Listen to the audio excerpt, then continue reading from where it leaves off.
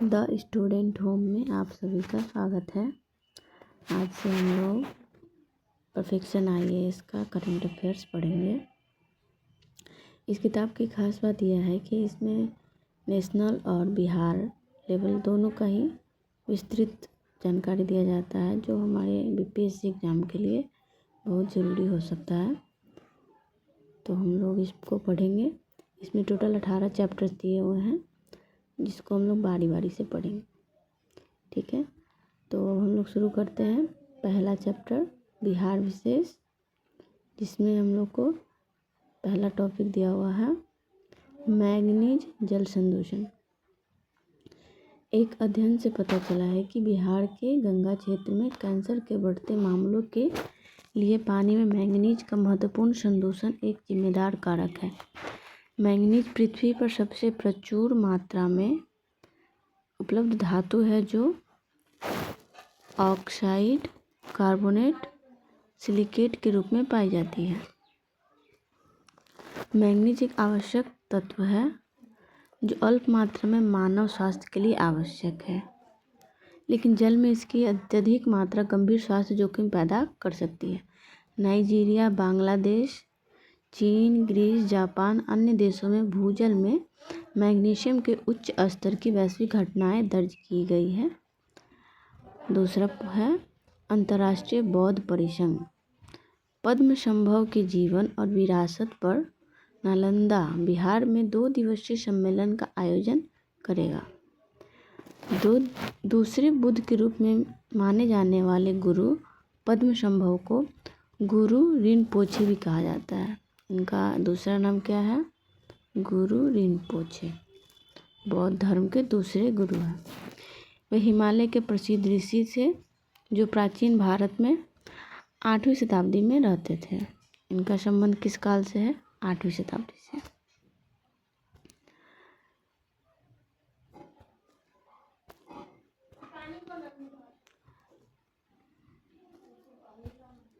बिहार का पहला हाथी गलियारा। जमुई में हाथियों की मौजूदगी की पुष्टि के साथ बिहार का पहला हाथी गलियारा चिन्हित किया गया है। कहाँ चिन्हित किया गया? जमुई में।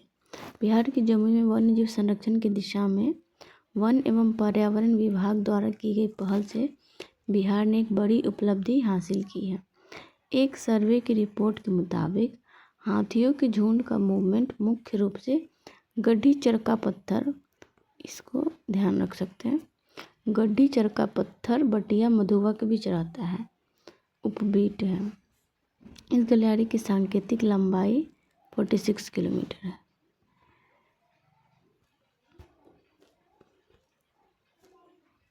बेतिया राज संपत्ति विधेयक 2024।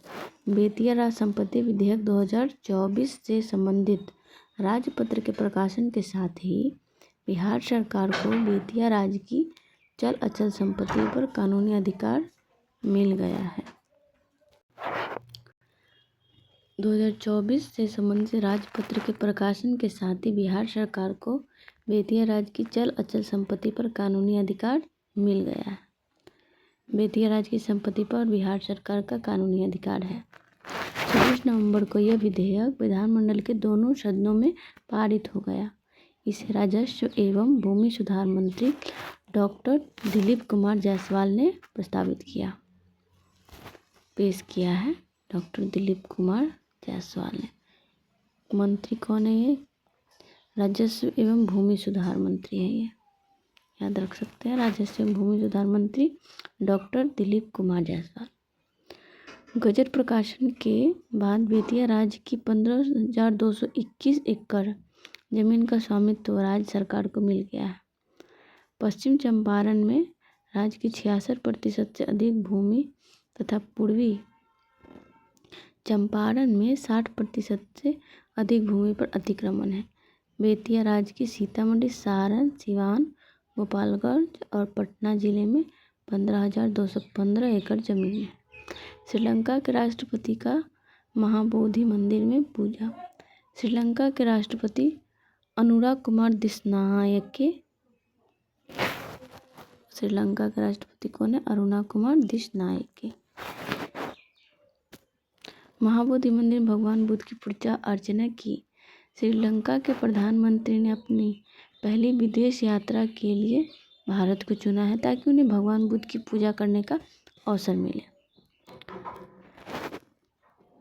उनके साथ श्रीलंका के विदेश मंत्री विजित हेरात और अधिकारियों का एक दल भी था। राजगीर में बनेगा डायनासोर पार्क। डायनासोर पृथ्वी पर मेसोजोइक युग। डायनासोर का संबंध किस युग से है? मेसोजोइक युग से। 245 से 66 मिलियन वर्ष पूर्व प्रभुत्व रखते थे। इसके निर्माण से लेकर संचालन तक एआई का इस्तेमाल किया जाएगा, जो देश के अन्य पार्कों की तुलना में अधिक प्रभावी होगा। अगले वित्तीय सत्र में से शुरू करने की योजना है। यह पार्क नेट सफारी में निर्माणाधीन क्लिफ वॉक के पास 4.5 हेक्टेयर भूमि पर बनाया जाएगा। तो डायनासोर पार्क कहाँ बनेगा? राजगीर में। यही इम्पोर्टेंट है इस टॉपिक में।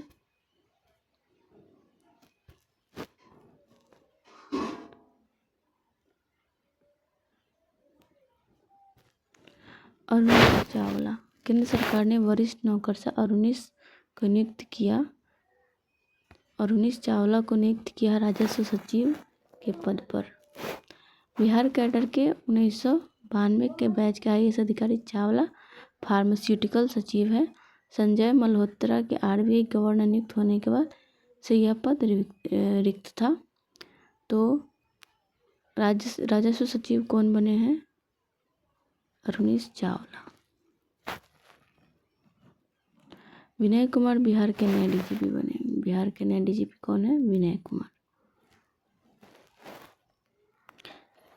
ये 1991 कैडर बैच के IPS अधिकारी है। आलोक राज की जगह जितेंद्र सिंह गंगवार को निगरानी अन्वेषण ब्यूरो का महानिदेशक बनाया गया। सुरक्षा महानिदेशक सह आयुक्त का अतिरिक्त प्रभार भी रहेगा। आलोक राज के बिहार पुलिस भवन निर्माण निगम का महानिदेशक नियुक्त किया गया है। Ethanol distillery.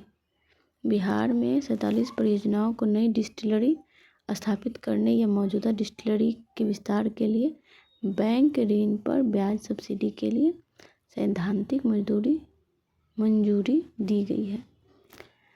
वर्तमान में बिहार में 22 इथेनॉल डिस्टिलरीज कार्यरत है, जिनमें 8 गुड़ आधारित है और 14 अनाज आधारित है।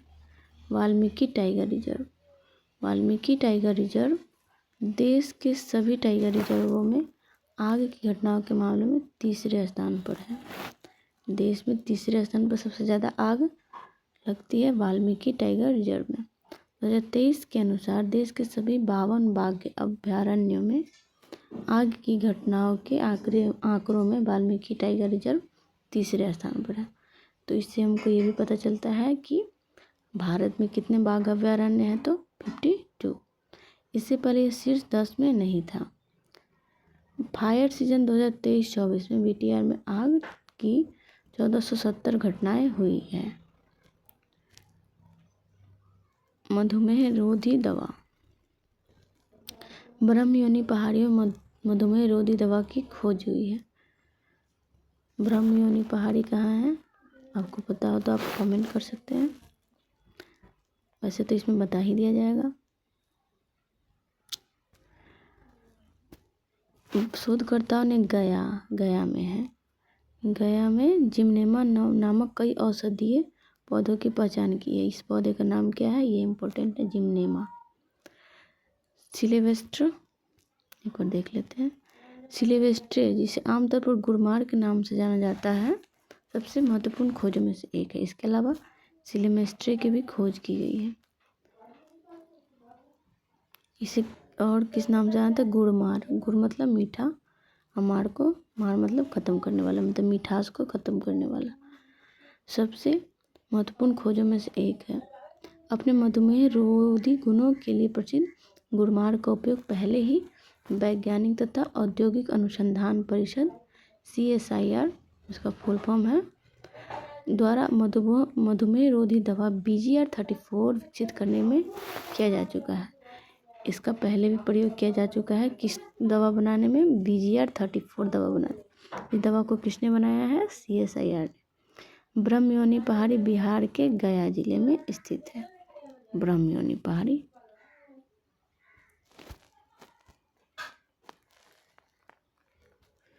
बिहार के प्रीतम राज ने विजय मर्चेंट ट्रॉफी, कौन सा ट्रॉफी है? विजय मर्चेंट ट्रॉफी में 13 शतक लगाया है। विजय मर्चेंट ट्रॉफी अंडर-16 मैच में बिहार ने अरुणाचल प्रदेश को पारी और 322 रनों से हरा दिया है। तो इस मैच का आयोजन भुवनेश्वर में हुआ था। भुवनेश्वर के विकास क्रिकेट ग्राउंड में आयोजित किया गया था। प्रीतम ने 277 गेंदों पर 304 रन बनाए। बिहार में CAA सिटीजनशिप अमेंडमेंट एक्ट के तहत नागरिकता पाने वाले पहले व्यक्ति कौन बने हैं? तो सुमित्रा शाह प्रसाद, जिन्हें रानी शाह के नाम से भी जाना जाता है। नागरिकता संशोधन अधिनियम 2019 के तहत नागरिकता पाने वाली बिहार की पहली व्यक्ति बन गई है। तो ये इम्पोर्टेंट हो सकता है। सुमित्रा शाह प्रसाद, जिन्हें रानी शाह, दोनों नाम याद रखना पड़ेगा हम लोगों को। नागरिकता पाने वाली बिहार की पहली व्यक्ति है। बिहार के आरा शहर में वीजा पर रह रहे हैं। आरा शहर से संबंधित है, बिहार के आरा शहर से। फल्गु नदी, नमामि गंगे योजना के तहत फल्गु नदी को पुनर्जीवित करने का काम किया जा रहा है। फल्गु नदी को निरंजना भी कहा जाता है। यह नदी हिंदू जैन बौद्ध धर्म के निरंजना को फल्गु भी कहा जाता है। ये नदी कौन कौन से धर्म से संबंधित है? हिंदू, जैन और बौद्ध धर्म के अनुयायियों के लिए आध्यात्मिक आस्था और सांस्कृतिक पहचान का प्रतीक है।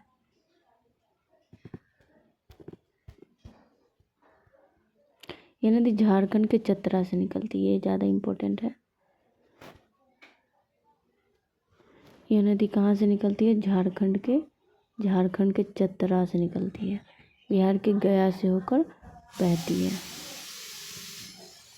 हॉकी इंडिया ने बिहार की मान्यता रद्द कर दी है। हॉकी बिहार पर असहयोग करने और ठीक से काम न करने का आरोप लगाया गया। आरिफ मोहम्मद खान बिहार के 42वें राज्यपाल है। कितने नंबर के राज्यपाल हैं? 42वें। राजभवन के राजेंद्र मंडप में आयोजित एक भव्य समारोह में आरिफ मोहम्मद खान ने बिहार के 42वें राज्यपाल के रूप में शपथ ली। पटना उच्च न्यायालय के मुख्य न्यायाधीश न्यायमूर्ति के विनोद चंद्रन ने उन्हें शपथ दिलाई है। हाँ, सही है, क्योंकि संविधान में ये प्रावधान किया गया है ना कि जो राज्यपाल है उनको, जो भी हाई कोर्ट है उनके मुख्य न्यायाधीश शपथ दिलवाएंगे।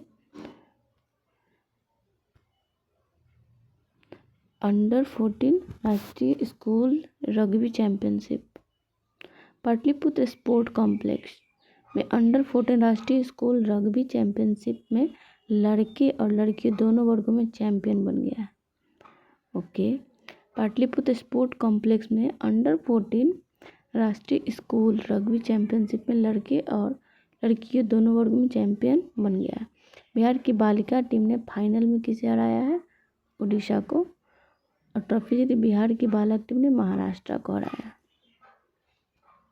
ठीक है। औद्योगिक पार्क मुख्यमंत्री नीतीश कुमार ने वैशाली जिले में आमस दरभंगा पथ के किनारे 1293 एकड़ भूमि पर औद्योगिक पार्क बनाने की घोषणा की है। कहाँ पे? वैशाली जिले में आमस दरभंगा पथ के किनारे पर। आमस दरभंगा याद रखना है, आमस दरभंगा। हाजीपुर नाला निर्माण। Guraul degree college. गंडक नदी के हाजीपुर की ओर बचे हिस्से में तटबंध का निर्माण की भी घोषणा की गई है। इसमें और कौन कौन सी घोषणा शामिल है? हाजीपुर नाला निर्माण कराना है, गुरौल में डिग्री कॉलेज खोलना है, उसके अलावा तटबंध का निर्माण करना गंडक नदी में हाजीपुर, गंडक नदी के ऊपर हाजीपुर में। कुशल कलाकारों मधुबनी, ठीक है। मधुबनी के 3 कुशल कलाकारों को 26 जनवरी को नई दिल्ली में आयोजित गणतंत्र दिवस समारोह में विशेष अतिथि के रूप में भाग लेने के लिए चुना गया है। ये कौन कौन से हैं?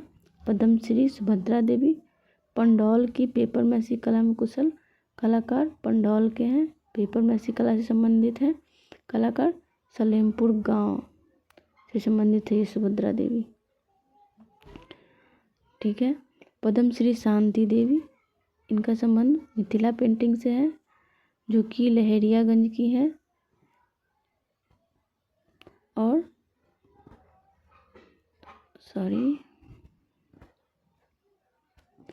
जितवारपुर गांव की मिथिला पेंटिंग कलाकार, कहाँ की है? जितवारपुर गांव की, मिथिला पेंटिंग से संबंधित है। राष्ट्रीय पुरस्कार विजेता महानमा देवी। तो पहली कौन थी? सुभद्रा देवी। इनका संबंध पंडौल, पौसे पेपर मैसी, और शांति देवी है, लहरियागंज की, मिथिला पेंटिंग से संबंधित है। और तीसरी है महानमा देवी, ये जितवारपुर, ये मिथिला पेंटिंग से संबंधित है। तीनों महिला कलाकार हैं।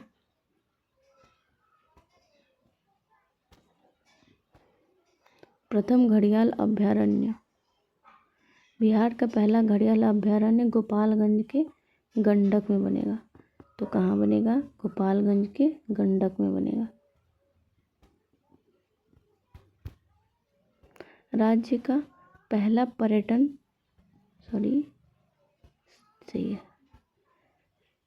राज्य का पहला पर्यटन पार्क भागलपुर के सुल्तानगंज में गंगा नदी के तट पर बनाया जाएगा। पहला पर्यटन पार्क कहाँ बनेगा? भागलपुर, सुल्तानगंज।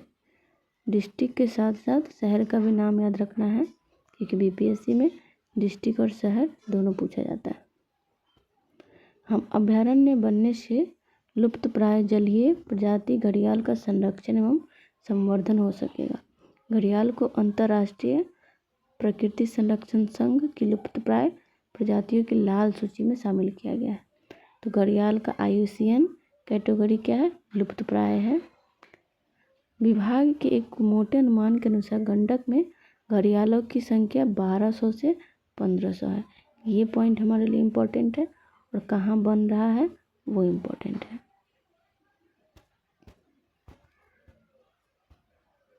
गोपालगंज के गंडक में। विजय मर्चेंट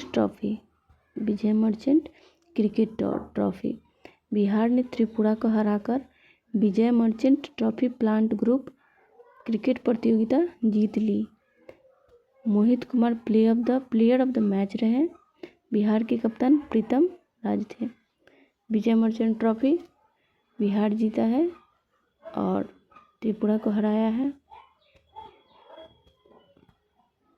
दीदी की लाइब्रेरी, बिहार के मुख्यमंत्री श्री नीतीश कुमार ने राज्य के सभी पंचायतों में दीदी लाइब्रेरी खोलने की घोषणा की है। बहुत अच्छी शुरुआत है। विश्व बैंक समर्थित जीविका परियोजना के तहत शुरू की गई दीदी की लाइब्रेरी पहल का उद्देश्य ग्रामीण क्षेत्र में शैक्षिक अंतराल को पाटना है। तो एक यहाँ ये भी जानकारी है, जीविका परियोजना को किसका सपोर्ट मिला है? विश्व बैंक का। यह ग्रामीण बिहार में स्थापित सामुदायिक पुस्तकालयों का एक नया नेटवर्क होगा, जो गाँव में स्थापित किया जाएगा। सामुदायिक पुस्तकालय होगा, इसका उद्देश्य वंचित बच्चों और युवाओं की शिक्षा और कैरियर विकास में सहायता करना है। देखा जाए तो बिहार के लिए बहुत ज़रूरी भी है, ग्रामीण परिवेश के लिए। मिथिला की जीवित किंवदंती भाग 2, बिहार म्यूजियम ओरिएंटेशन हॉल में the living legend of Mithila part 2 पुस्तक का विमोचन किया गया। The living legend of Mithila part 2, यह पुस्तक किसके द्वारा लिखी गई है? विवेकानंद झा द्वारा। पुस्तक विमोचन संग्रहालय के महानिदेशक अंजनी कुमार सिंह की अध्यक्षता में किया गया। इस पुस्तक का विमोचन कौन किया है? अंजनी कुमार सिंह के द्वारा किया गया है। क्या है पुस्तक का नाम? The living legend of Mithila part 2, Vivekanand Jha के द्वारा रचित है। प्रगति यात्रा। बिहार के सीएम नीतीश कुमार ने पश्चिम चंपारण के थारू टोला से, कहाँ से शुरू किया? पश्चिम चंपारण के थारू टोला से अपनी प्रगति यात्रा शुरू की है। थारू बेसिकली नेपाली लोगों को कहा जाता है, जो नेपाल के बेसिक जो वहाँ के मूल निवासी है ना, उन लोगों को थारू कहा जाता है। और ये भी पता है कि पश्चिम चंपारण का बॉर्डर नेपाल से लगता है। थारू टोला उसी से संबंधित है। मुख्यमंत्री नीतीश कुमार की प्रगति का पहला ये चरण 6 जनवरी से शुरू हुआ है। घोटवा में थारू टोला में विभिन्न योजनाओं का शिलान्यास, लोकार्पण, थारूओं द्वारा निर्मित उत्पादों का अवलोकन करेंगे। महिला कबड्डी विश्व कप प्रतियोगिता। महिला कबड्डी विश्व कप प्रतियोगिता 2025 में राजगीर में आयोजित किया जाएगा। महिला कबड्डी विश्व कप प्रतियोगिता वर्ल्ड लेवल का है, तो इम्पोर्टेंट है, राजगीर में आयोजित किया जाएगा। हाल ही में राजगीर खेल परिसर में महिला हॉकी प्रतियोगिता आयोजित किया गया था।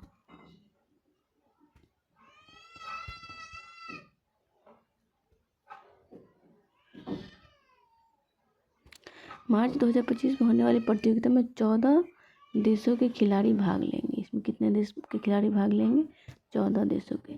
इसमें भारत का पड़ोसी चीन का पड़ोसी जापान का पड़ोसी दक्षिण कोरिया, अपना Nepal, Pakistan, Iran, Poland, Argentina, Indonesia और 2 दक्षिण अफ्रीकी देश भी भाग लेंगे, ऐसी उम्मीद है। पहला बर्तन बैंक, काफ़ी इंटरेस्टिंग है। पहला बर्तन बैंक मुंगेर नगर निगम बिहार का पहला बर्तन बैंक बनाएगा। कहाँ? मुंगेर में। बिहार राज्य प्रदूषण नियंत्रण बोर्ड एवं संयुक्त राष्ट्र के सहयोग से बर्तन बैंक खोला जाएगा। तो इसमें किसका सहयोग है? बिहार राज्य प्रदूषण नियंत्रण बोर्ड और संयुक्त राष्ट्र का सहयोग है। हर आयोजन में 7 से 8 किलोग्राम प्लास्टिक उपयोग को कम करने का लक्ष्य रखा गया है। बर्तन बैंक का इस्तेमाल करेंगे तो हम लोग प्लास्टिक का उपयोग कम करने की ओर आगे बढ़ेंगे, ऐसा लक्ष्य है।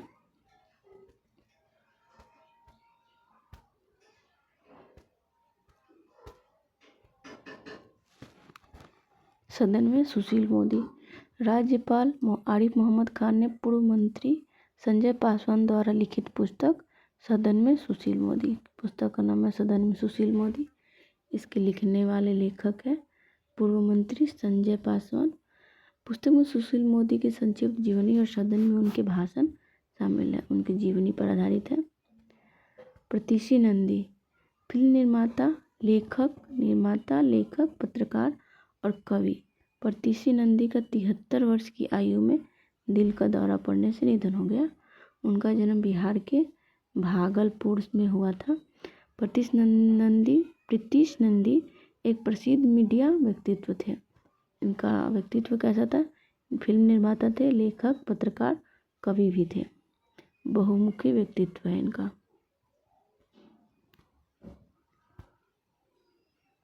वाल्मीकि टाइगर रिजर्व में दिखा नाइट हेरॉन। नाइट हेरॉन क्या होता है? पढ़ते हैं। बिहार के वाल्मीकि टाइगर रिजर्व दुर्लभ पक्षी है ये। नाइट हेरॉन देखा गया है। वीटीआर में पहले से ही जानवरों की 100 से अधिक प्रजातियां, पक्षियों की 350 से अधिक प्रजातियां मौजूद हैं। रात्रि बगुला पक्षी को सफ़ेद कान वाला रात्रि बगुला कहा जाता है।